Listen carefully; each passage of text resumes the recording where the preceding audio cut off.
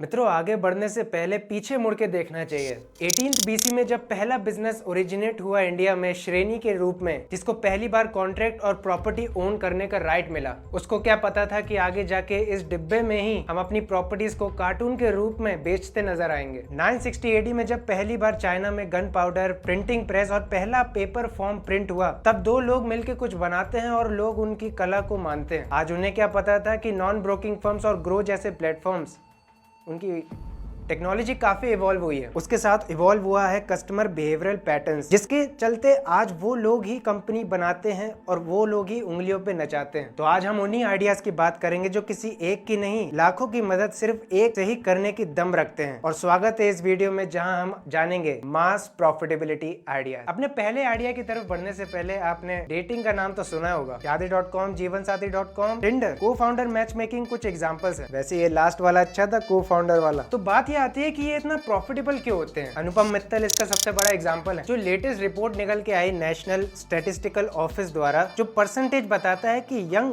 Population जो 15 से 30 साल के बीच में है, वो कितनी इंगेज रहती है इन एक्टिविटीज में। तो वहाँ ट्रेंड निकल के आया अनमैरिड कपल्स का, जो 20% से राइज हो गया। और शायद यही रीजन है टिंडर का सक्सेसफुल होना और इतना प्रॉफिटेबल बनना। लेकिन एक चीज है जो इन डेटिंग साइट्स को खतरनाक भी बनाती है, नो कॉन्फिडेंस, फ्रॉड, स्कैम्स, जो मजबूर भी करते हैं लोगों को कि इसे छोड़ दो, यूज ना करो भाई। और इन सब चीजों का मेन कारण निकल के आता है पर्सनैलिटी बिहेवियर। कोई कैसा है हमें कैसे पता चलेगा इतने शॉर्ट पीरियड ऑफ टाइम में। तो उसको ध्यान में रखते हुए नए डेटिंग ट्रेंड्स आए, टेक निकल के आए, जिसको इंट्रोडक्शन के नाम पे दिया गया पर्सनैलिटी डेटिंग साइट्स, जहां पर एक पर्सनैलिटी टेस्ट देने के बाद उसके हिसाब से मैच मेकिंग की जाती थी। और ये पूरी तरह साइकोलॉजिकल और ह्यूमन बिहेवियरल पे काम करता था, जिससे फ्रॉड और लॉन्ग टर्म इश्यूज कम होते दिखाई दिए। अब इसके बीच में एक डाउट आता है कि यार, अगर कोई बंदा हमें रॉन्ग आंसर्स देकर ही एक प्रोफाइल क्रिएट करता है, तो हम उसे पर्सनैलिटी के तौर पे कैसे जज करेंगे? वो भी तो एक फ्रॉड ही होगा। तो यहाँ एग्जांपल के तौर पे हर पर्सनैलिटी का एक यूनिक कोड दिया जाता है, जो सिर्फ सामने वाले को पता होता है। साइकोलॉजिकली और ह्यूमन बिहेवियरल के तौर पे ये पर्सनैलिटी टेस्ट कंडक्ट किया जाता है।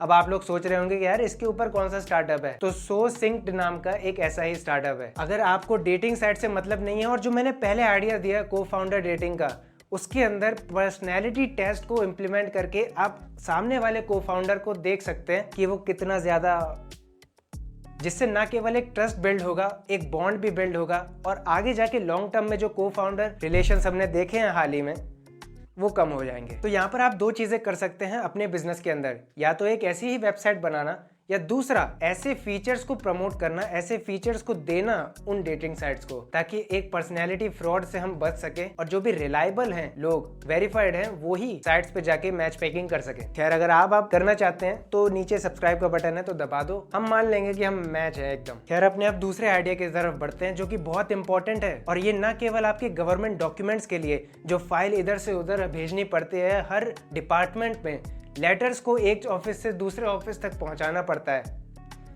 कितना कंटाला आता है। और एक सीक्रेट और बताऊं, इसको पार्लियामेंट में भी यूज किया जा सकता है अगर इसको ढंग से किया जाए तो, जिससे डिसीजन मेकिंग और तेज हो सकती है। और ये फाइलों का जो संकट है ना, वो ये स्टार्टअप संकट मोचन है उसका, और इसका नाम हमने दिया है ग्रुप बॉन्ड सिग्नेचर। अब एक एग्जांपल से समझते हैं। आपने एक लेटर लिखा है, कोई भी लेटर हो वो, आप जाते हैं बैंक में और बैंक में एक एम्प्लॉय को देते हैं जो सामने बैठा होता है आपके। वो कहता है कि आओ मेरे साथ आओ, मैं एक साइन करवाता हूँ। वो जाएगा दूसरी बेंच के पास, फिर वो दूसरी बेंच वाला आपको कहेगा मेरे साथ चलो तीसरी बेंच के साथ। तीसरी बेंच के बाद वो जाता है सीधा मैनेजर के पास, और मैनेजर साइन करके देता है और कहता है रुको, मेरा हेड्स और साइन कर दे, फिर उसके बाद आता हूं मैं। तो ये प्रोसेस ना केवल बैंकिंग सिस्टम में है, बल्कि गवर्नमेंट इंडस्ट्रीज में भी बहुत फैला हुआ है। इवन पार्लियामेंट में भी कोई डिसीजन पास करना होता है तो वो 10 साल तक जारी रहता है। हाँ, मैं जानता हूँ कि ये इतना आसान नहीं होता, एक देश के डिसीजन पे और एक पर्सनल डिसीजन पे बहुत फर्क आ जाता है, लेकिन यार शुरुआत तो कहीं ना कहीं से करनी पड़ेगी ना। तो एक ऐसी वेबसाइट, एक ऐसा स्टार्टअप जहाँ पर आप लेटर लिखेंगे, अपनी एप्लीकेशन लिखेंगे, और वो ना केवल वर्चुअल रहेगी बल्कि उन लोगों तक पहुंचेगी जो जरूरी है सिर्फ उनके साइन लेने के लिए। अब वो छुट्टियों पे भी चले जाते हैं, वो छुट्टी से कब आएंगे पता नहीं। तो वर्चुअल सिग्नेचर जो टेक्निक है, वो आजकल आप बहुत देख रहे होंगे, बिलिंग एप्स के अंदर भी आपको देखने को मिलती है, क्योंकि ये कहीं ना कहीं एक इंपॉर्टेंट एस्पेक्ट बन चुका है हर इंडस्ट्रियल और कॉर्पोरेट सेक्टर में। यार जल्द से जल्द एक सिग्नेचर ले लो फटाफट और काम को आगे बढ़ाओ, प्रोसेस को लंबा करो। ऐसा जरूरी तो नहीं है। चलिए एक और एग्जांपल देता हूँ, उससे आप बिल्कुल अच्छे से समझ जाओगे। मान लो आपकी तबीयत खराब है, आपको एक लीव एप्लीकेशन लिखनी है और आपको देनी है अपने बॉस को। उससे पहले आपको 3 हेड्स के सिग्नेचर चाहिए, जो आखिरी में जो बॉस करेगा वो 4 सिग्नेचर मिला के हो गए। अब आपने वो एप्लीकेशन लिख दी, उसके बाद जब तक आप छुट्टी मांगोगे तब तक तो वो छुट्टियां ही खत्म हो जाएंगी।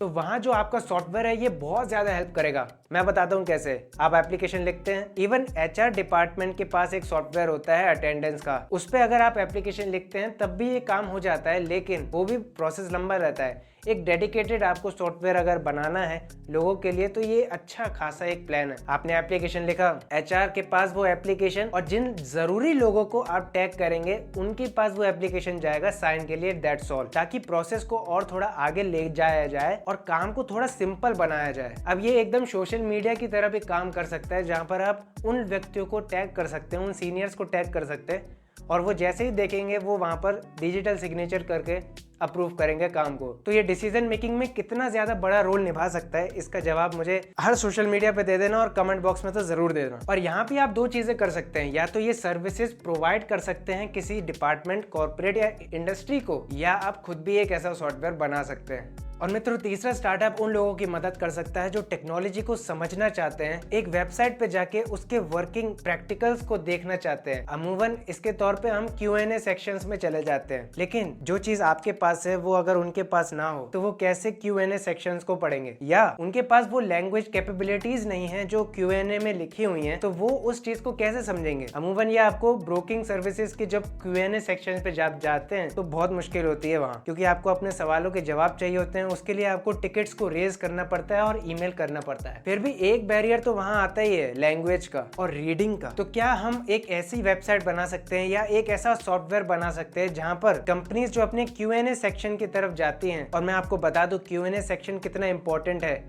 हर वेबसाइट के लिए, हर इंडस्ट्री के लिए, और जो स्टार्टअप टेक रिलेटेड है उसके लिए बहुत इंपॉर्टेंट है Q&A सेक्शन, क्योंकि वहां से हर स्टार्टअप कोशिश करता है कि कस्टमर को एंगेज करके रखा जाए लंबे समय तक।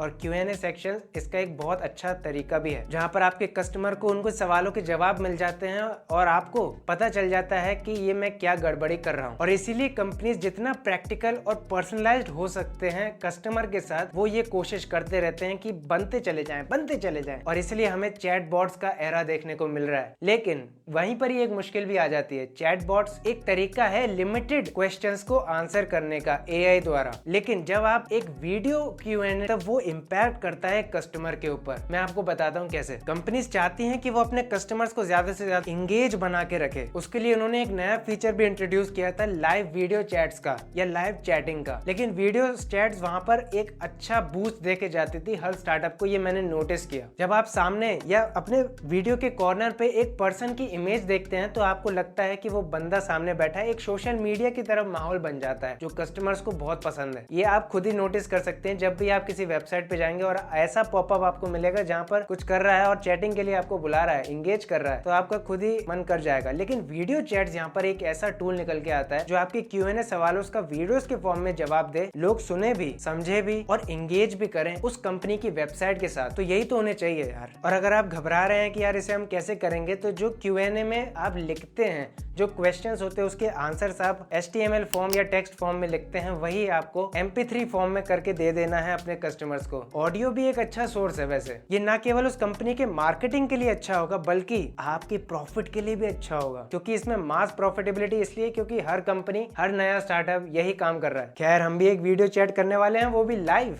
तो यार सब्सक्राइब कर दो, बेल आइकन जरूर से दबा दो। मैं मिलता हूँ अपने आइडिया नंबर 4 के साथ। अगर आप एक कॉलेज स्टूडेंट हैं, स्कूल स्टूडेंट हैं या किसी कॉर्पोरेट में काम करते हैं, प्रेजेंटेशन अगर बनानी होती है और अगर आपने सिर्फ कॉलेज में नकल देखकर ही प्रेजेंटेशन बनाई है, तो आपके लिए बड़ा मुश्किल हो जाता है काम PPT बनाना और उसको प्रेजेंट करना। खास कर तो आपको जान के बड़ी हैरानी होगी कि बहुत सी कॉर्पोरेट्स में वो प्रोफेशनल्स जो PPT बनाते हुए आए हैं लंबे समय तक, वो भी एक अच्छा प्रेजेंटेशन को डिलीवर ही नहीं कर पाते, या यूं कहें वो प्रेजेंटेशन काफी ज्यादा मीडियोकर होती है और एवरेज होती है, जो एक 10वीं कक्षा का छात्र भी बना सकता है। जो भी इस वक्त कॉलेज में होगा वो मेरी बात बहुत अच्छे से समझ रहा होगा। तो वहाँ एक ही सर्विस आपको मिलती है, वो भी मास प्रॉफिटेबिलिटी के अंदर, वो है प्रेजेंटेशन सर्विसेज। जी हाँ, आप सही समझे, उनकी प्रेजेंटेशन उनको बना के देना, उसके लिए वो आपको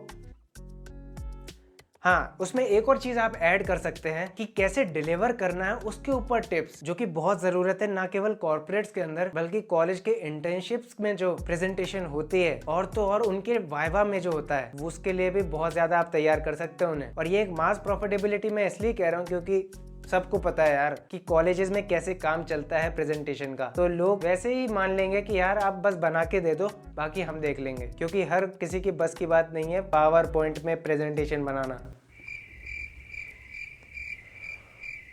ठीक है, मान लिया बस की बात है आपके। और बाकी लेट वाली वीडियो में आपको मिल जाएगा $0 आइडिया, और राइट वाली वीडियो में हमारा रीसेंट वीडियो देखना बिल्कुल मत भूलना। मैं मिलता हूँ आपको अगली वीडियो में, तब तक के लिए बी बिजी।